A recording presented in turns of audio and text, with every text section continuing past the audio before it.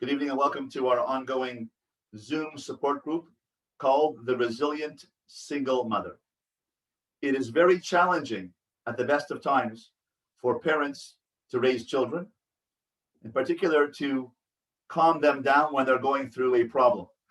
Now, last week we took some examples and role playing from what I believe is a very, very crucial resource for us, and that is this book called How to Talk So Kids Will Listen and Listen So Kids Will Talk by Adele Faber and Elaine Maislish.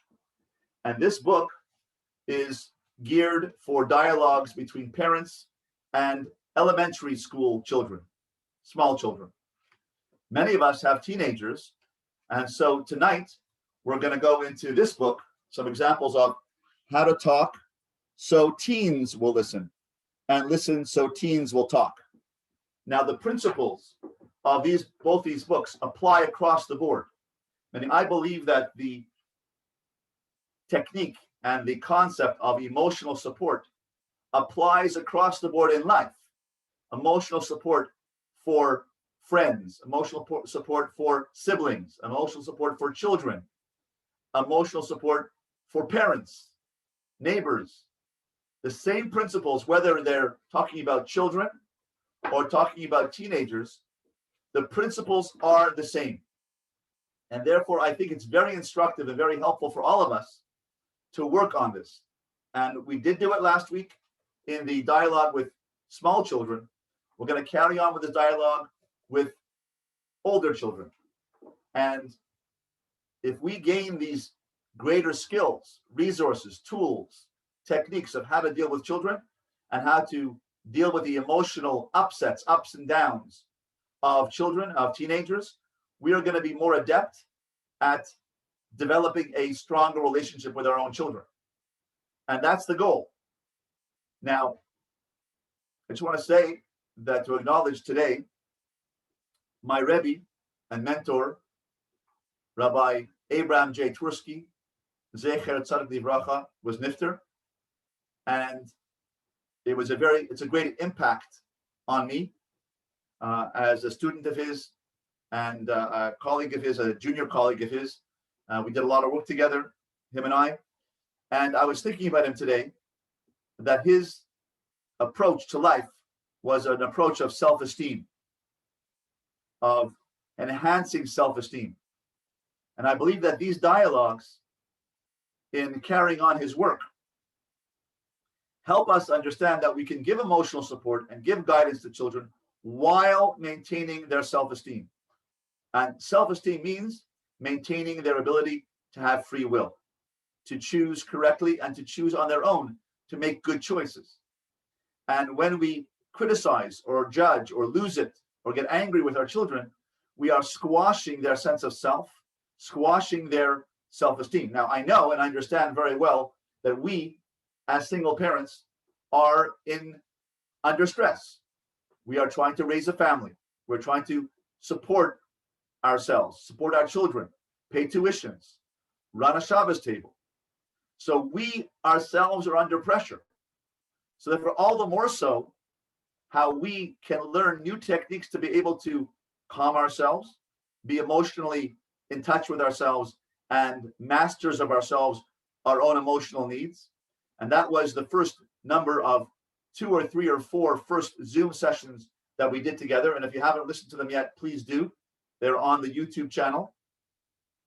The first 1, 2, and 3 sessions, or 4 sessions about how to be emotionally supportive and calm within your own self. And then we can learn these techniques of being emotionally supportive to teenagers and children. So I believe that the underlying theme of my Rebbe, Rabbi Twersky, was to maintain children's sense of value, sense of self-esteem, self-efficacy, making good choices. And when we show emotional support, we give them room. We give children room and the emotional space within which to come up with their own decisions, rather than controlling them or getting angry with them or frustrated with them or losing it on them. We can learn these techniques, and I believe it's very, very important for us to get good at this. And therefore, I want to go into depth tonight and perhaps in the next few sessions as well, greater depth in these books, how to talk so children will listen, how to talk so teens will listen. So I want to share my screen with you now. And we've extracted 4 scenarios from the book, How to Talk So Teens Will Listen. And I'm very grateful to our volunteers who have agreed to do the role plays. And we'll listen to the role plays, go through them on the screen. And then if we have disagreement or discussion about them, we can learn from our discussion about each of these scenarios how we can learn to become more emotionally connected, emotionally supportive of our children. So I'm going to share my screen now with you. And we're going to go to the first scenario and ask our volunteers to play out this scenario. Please go ahead. Abby, why are you crying? I don't want to talk about it. If you talk about it, you'll feel better. Scott dumped me. He what? Well, good. Good riddance. I never liked him. I did.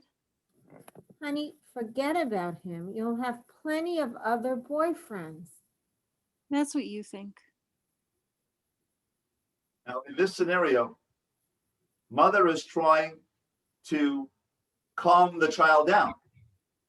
And it sounds quite appropriate for us to say, don't worry about him, good riddance to him, it wasn't worth it, right?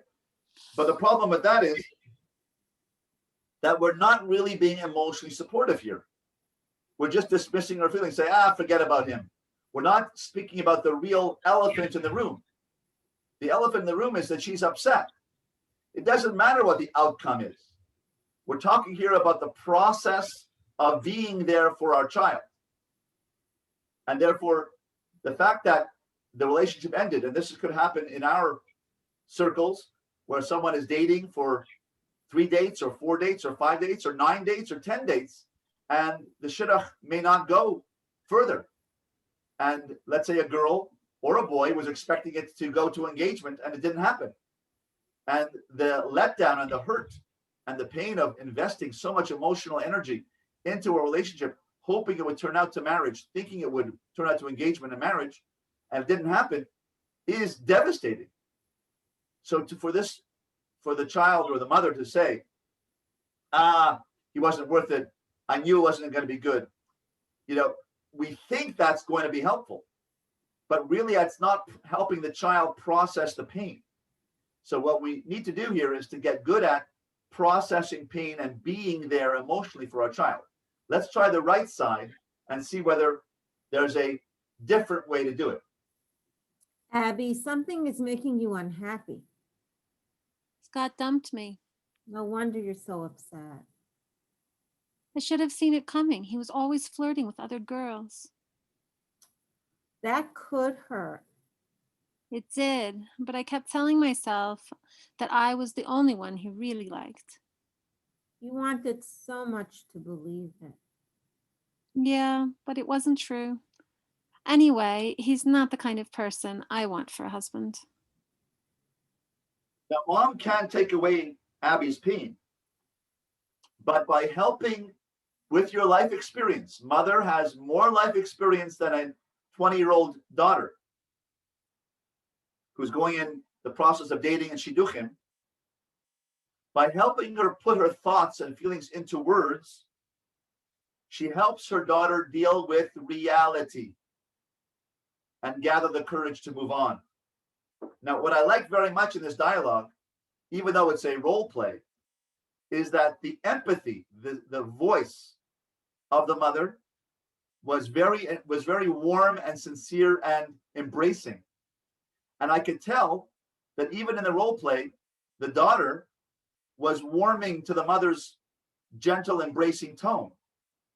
And you said, yeah, I know. You softened your tone because you're upset, but you felt warmth. Did it come that way to you in this dialogue? Did you feel that way from this warmth of your mother, that you felt a little bit comforted? What do you think in the role play? I have a suggestion, or I have an answer. I think the child will always feel more comfortable when there's no subjective or judgmental comment coming from the parent, just that acceptance and validation, no matter what the scenario is. Children just want a neutral, comforting, validating, non-judgmental statement, and then they could develop and work through their own feelings. I think that's right. And the person who played the child, did you feel comforted in this conversation? Um, yes, and I agree with Orit. I think that the main thing is that you just want to be listened to with no judgment. I want to just add one dimension, which I think is playing out over here in this dialogue, and that is that the tone of voice that the mother used was very, very warm and very sincere and very empathic. So not only is the content of the words important, but I'm suggesting that if you say it with warmth, and the way to do that is to lower your voice. You know, there's level 2 voice, which is, hi dear, what's for supper? Or hi mom, you know, what are we having? Oh, hot dogs again? Yeah, okay. That's level 2 voice. Level 1 voice is, you know, I'm really sorry that you're feeling that way. It must be very hard for you. That's the voice of empathy and of emotional intimacy. And I think that that's really important here when Orit was saying that to you, that she used that tone. And I think that you, as daughter, did mirror that tone when you felt your mother's, you know, love when she was saying it in that tone. Do you feel that? Yes. Good, excellent. Okay, let's move on to the second scenario. And now each of these things are different techniques. Rabbi Rowe, may I mention a quick note? Surely. I think Truly. it's very important because even we as adult moms, whether we're in 20s, 30s, 40s, 50s, 60s, when we are going through our tough challenge, perhaps in dating or otherwise, we also want our parent to respond in this type of validating, non-judgmental way. We can still feel that need, that same need, no matter how old the child is. Very good. That's true. And I think that we ourselves, when we go through challenging situations, we need somebody to do this for us. So we need a friend, a mentor, a Rebbe, a Rebbitzin, a good friend, a counselor, somebody to empathize with us. So each of us needs to have somebody in whom to confide, and to find somebody like this mother who is giving support to their daughter. We need someone like that because we also go through emotional turmoil and emotional difficulties. And when we need to have that kind of friend, and in our situation of singlehood, it's not easy. So I empathize with everyone who's going through single parenting, but we ourselves, when we go through our own personal ups and downs and our disappointments. And to me, disappointments happen every single day. I want you to know that in my life, at least 5 to 10 times a day, there's going to be a disappointment. Something is not going to go right in my life. Every single day, 5 to 10 times a day. And I need someone to empathize with me. Now, I can learn to do it for myself. I can empathize with myself and be compassionate and empathic with myself. But I need someone, whether it's a chavrusa, a Rebbe, a mentor, a partner, somebody to say, yeah, I know it's tough, and able to move on. So each of us, I want to acknowledge that we need this for ourselves as well. So that's an important point. Let's go on to the next scenario. And we're talking here about homework and a son saying to the mom, he didn't finish his homework. Let's go ahead. Oh no, my Shakespeare report is due tomorrow. Don't tell me you still haven't finished it. I thought I had till Friday. That's what happens when you don't plan ahead. But No buts about it. Just sit down and do it now. get off my back. And watch your mouth, please. Now this escalates, right? When we get into this instruction, we think we're going to teach our child something here, right? There is no teaching. This cannot be a teaching moment unless the emotions are calmed down. Unless the child, in this case, teenage son, is going to calm down his emotions, he is not going to be ready to hear any kind of instruction or teaching or lesson or musar. And therefore, this mother is trying to teach him something like, get your act together, kid. Now, the mother, the notes on the bottom say, mom has good intentions. She wants her son to do well, but by criticizing, no buts about it, sit down, you should have planned ahead, dismissing his worry, and telling him what to do. In this little dialogue, the mother has done three things. She's criticized him, dismissed his worry, and told him what to do. Then it makes it very much harder for him to fix the problem and to decide for himself in his own free will how to solve the problem. So the mother has squashed the child's ability to choose correctly. And this is a very, very instructive lesson. Let's try the right side and see whether there's a technique. And this may not be a technique that you might use on the right side, but let's discuss it and see whether or not it's something that could help. Let's try the right side.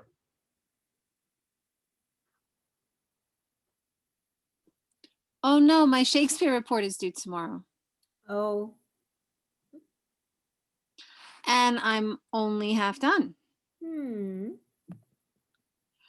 that shoots all of my plans. I was going to watch the game tonight. But now I have to finish the stupid thing, and the teacher lowers your grade if you're even one day late. let's see. Now, in this case, this is one approach. We can discuss another approach in a moment, but this is the minimal approach. The minimal approach is not saying anything, just saying body sounds or body motions. It's like sounds. Oh, ah. Oh, that's the word I was looking for was body language. These are body language sounds. Oh, oh. Now, in one scenario, a mother told me her son is very argumentative. And when she used this technique and did not get involved with him, he was able to solve his own problem without being argumentative with his mother. Instead of getting into it with him, she just said, oh, I see. And that forced him to say, yeah, right. So the mother is empathizing, and it is not for everybody, but this is an approach which could work in some situations where you can just be minimal in your support. And her empathic sounds or her body language sounds help the son feel understood and help him focus on what he needs to do. Now, do you think this is realistic? What do you think? Is this something that could work in your life? Or is there a different scenario which is playing out here? So, Rabbi Roll, I think the closest I can get to this is not the O's and the ums, but I would look at my son. So he seeing that I am paying attention to him and what he's going through. And I might use body language like nodding my head or, just the eye contact and listening and body language without these sounds, because these sounds, in my case, these would not be realistic. Okay, excellent. But the passive listening would be more helpful than what's on the left side, because the left side would get my son saying, okay, so I'm not perfect like you. Okay, I don't plan like you. And then it gets into a whole defensive argument, getting nowhere. Excellent. So the right side, in this case over here in the book, is talking about little sounds or body language sounds. You're saying just be empathic without saying anything. And we had this scenario in the child book where the father was listening to the child had a fight. And the child, at the beginning, the father was watching the ball game and not paying attention. When the father just turned empathically with eye-to-eye contact and listened, that meant the child felt his father was giving him time and he was giving him empathy, even without saying anything. So you're saying here, Orit, that you would just say, with a empathic, warm acceptance. And I think the idea here is that we as the parents are bigger than the child. We have to show the child that we can absorb the pain. So we can absorb the pain, and we could embrace the pain. We say, I can handle this. You can give it to me. I can accept it. I can absorb the pain and share it with you.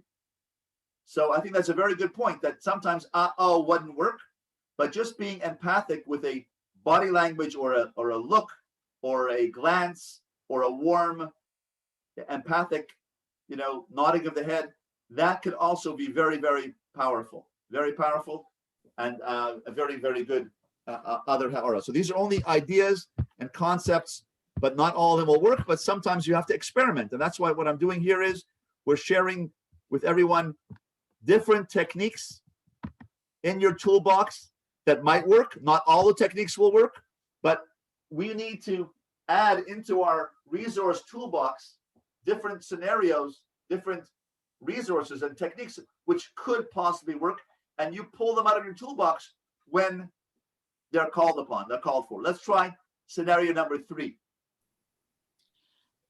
This is a girl asking dad for driving lessons or to get her driver's permit. This is a little girl talking to her father. Let's go ahead.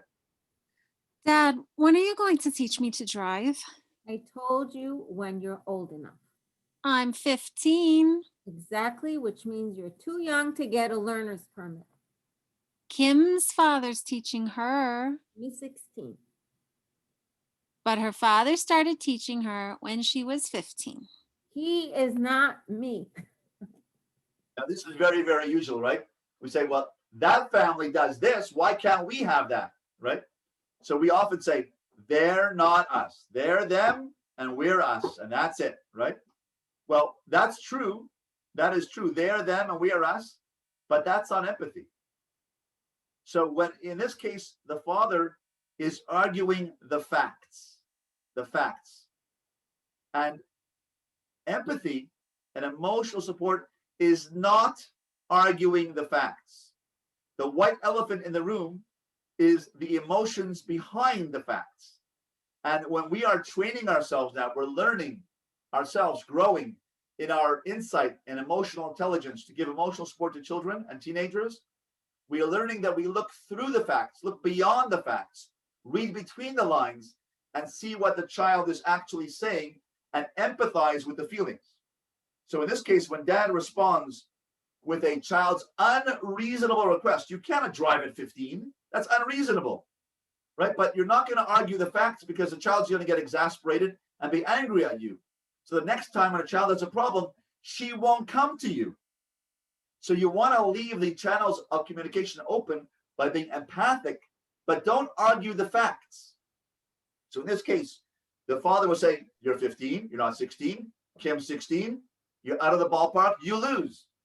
We're not interested in winning the game over here. We're not interested in winning and losing an argument. We're talking here about learning how to be emotionally present. Let's try the right side and see how the father, without changing reality, the reality is she's 15 and she's not getting a permit.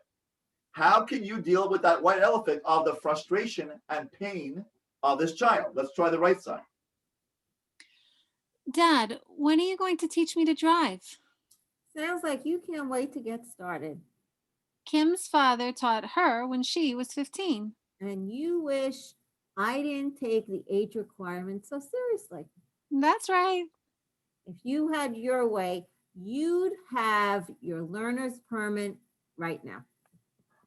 No, I'd have my driver's license right now. Then you could take me for a ride. So by giving the daughter what she wants in fantasy, you want your life for, I can wave my magic wand and make nifty crunchies appear. Like last time we talked about, I wish I had a magic wand to give you your nifty crunchies that you wanted, the iced cereal you want. I wish I could give it to you.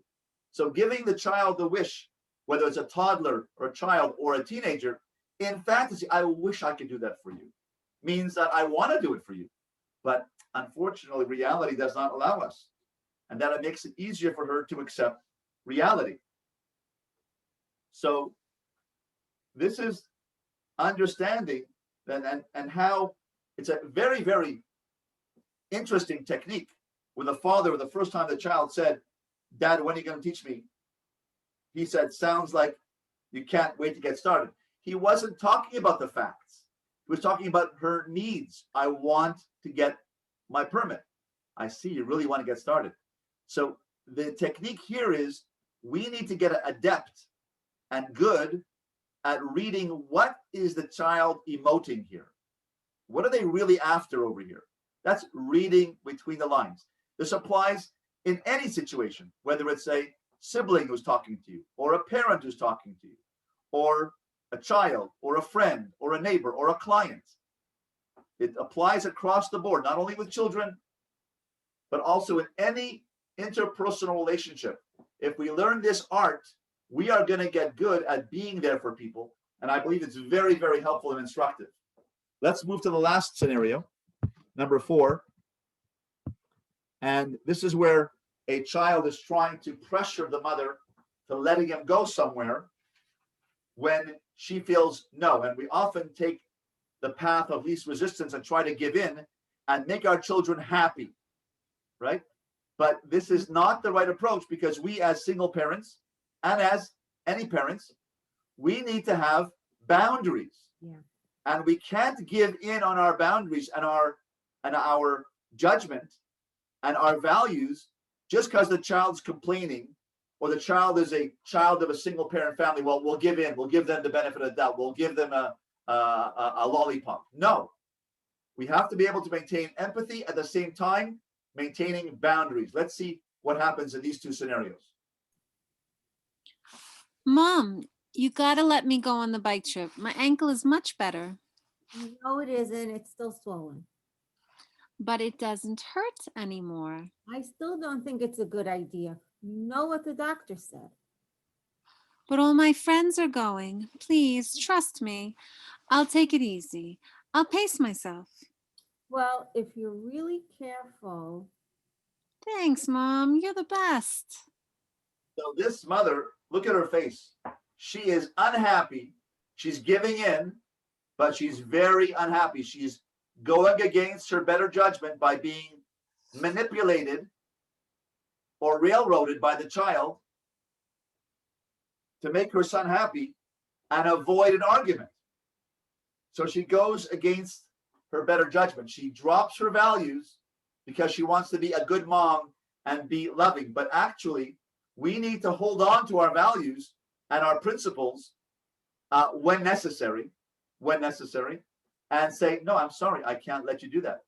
And children, I believe, at the end of the day, appreciate our saying no. I'll tell you a scenario with myself. My daughter is now 20. When she was still today, 19, 18, 20, we tell her she has to be home. She drives the car, be home at 20, be home at midnight. So I want to be a nice dad. And I want to say, oh, okay, she's a big girl. 12:15 is okay. 12:30 is okay. At 12:10, I call her. Where are you? It's 12:10. You can't have the car by yourself. And one of the things that she does is she sits in the driveway with her girlfriend and they schmooze late at night. I said, I don't want you sitting in the driveway with your girlfriend, schmoozing with the car running at 11 o'clock at night. It's not on.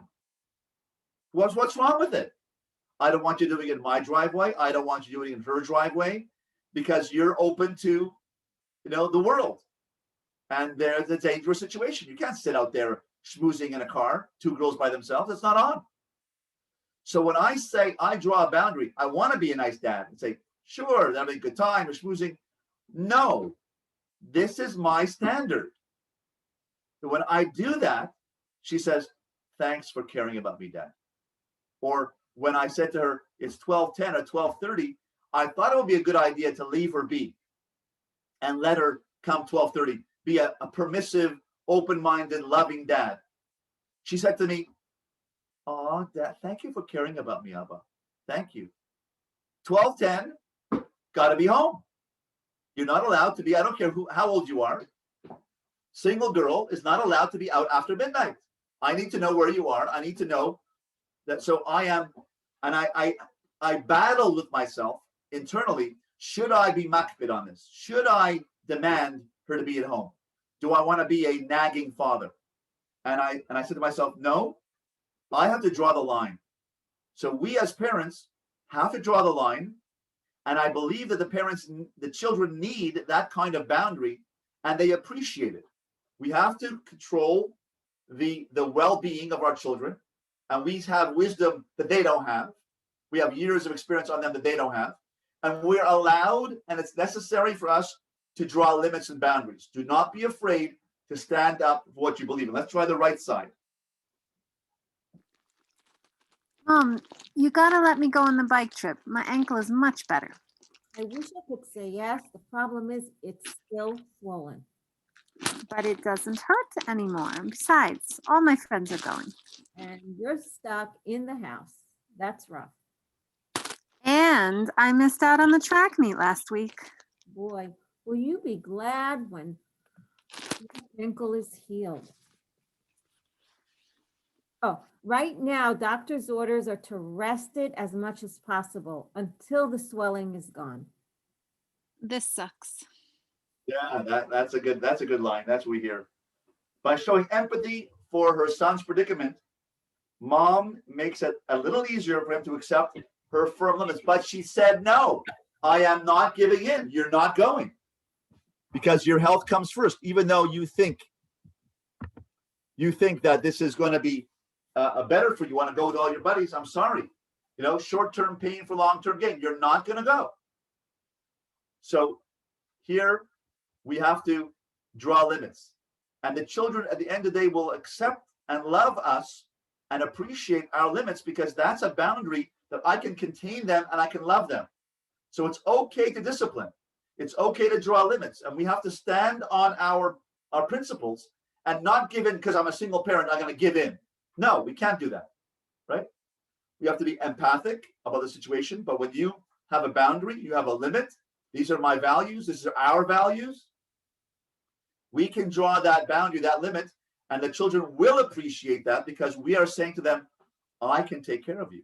When you draw a limit and you discipline, you're saying, I can take care of you. And that gives a child emotional safety and security.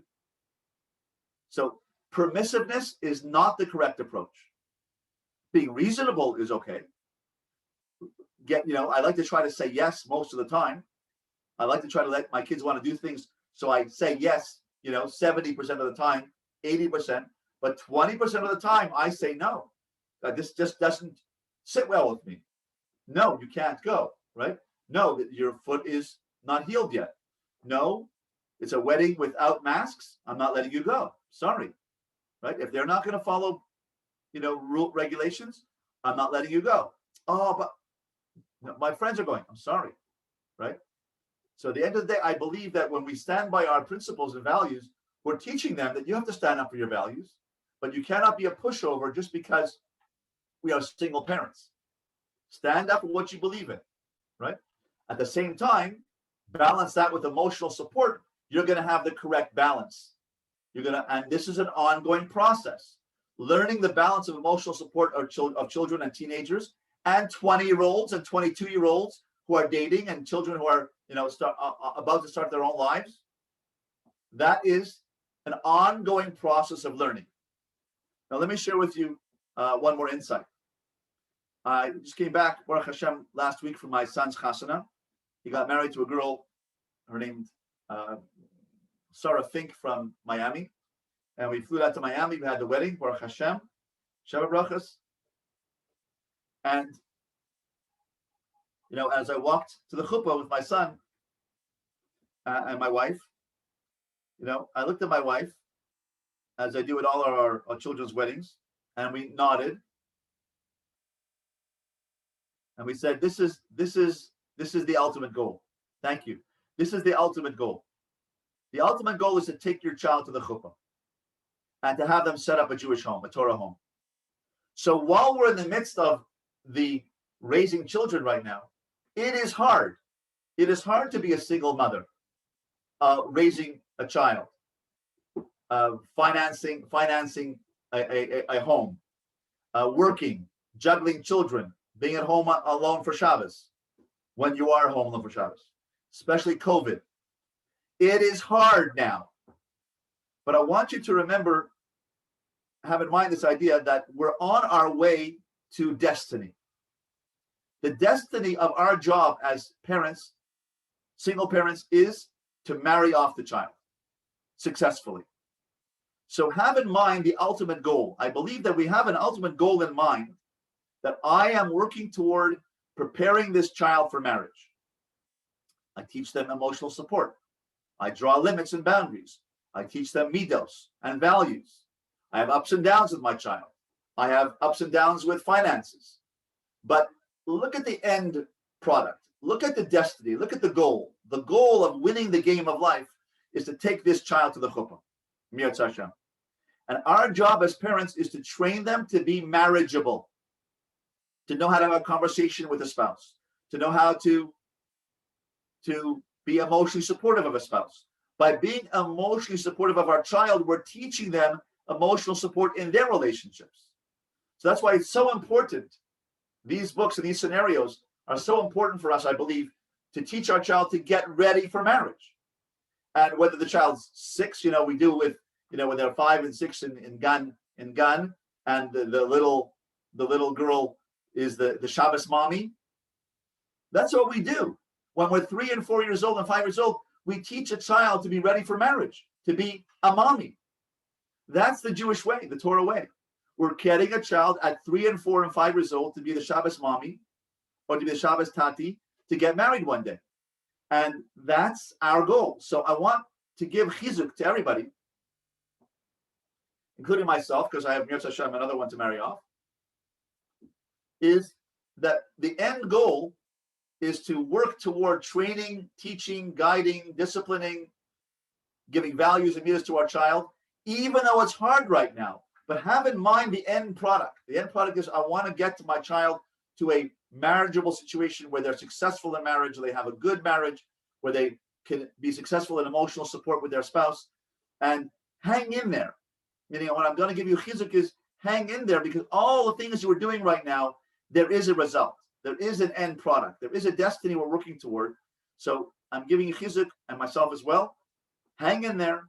It's hard, but look at the destiny. Look at the end result. Look at the goal in mind. And look at things in context that you're going to get there, Mirz Hashem. You're going to get there. You're going to bring them to the chuppah, Mirz Hashem. And you're going to continue to guide them after the chuppah, because I thought that once the chuppah is over, the kids, they're on their own. No way. After the chuppah, after they get married, they keep calling us. Grandchildren, all this, Baruch Hashem, right? So your job is not done. Just bring it to the chuppah, but the interim goal is to marry them off. And you're on your way. By working on yourself, by working in this chabura, by working on your personal growth and your emotional intelligence, we are learning to be on our way toward bringing our child to that ultimate goal. So, chazak ve'amatz to everyone. Be strong. And remember that you're on your way. All the training and all the ups and downs and all the turmoil in raising our children is to get them to that end point of setting up a Torah home. And Mirz Hashem, we should all be zocheh to see that day, God willing, in the not too distant future, where we'll all be ready when the children are ready, b'shat tov v'tzlachas, that everyone should be ready to take their child to the chuppah at the right time. And meanwhile, chazak ve'amatz, continue working on ourselves, Mirz Hashem, and I hope to see everybody next Sunday. Next Sunday night, I want to change the time.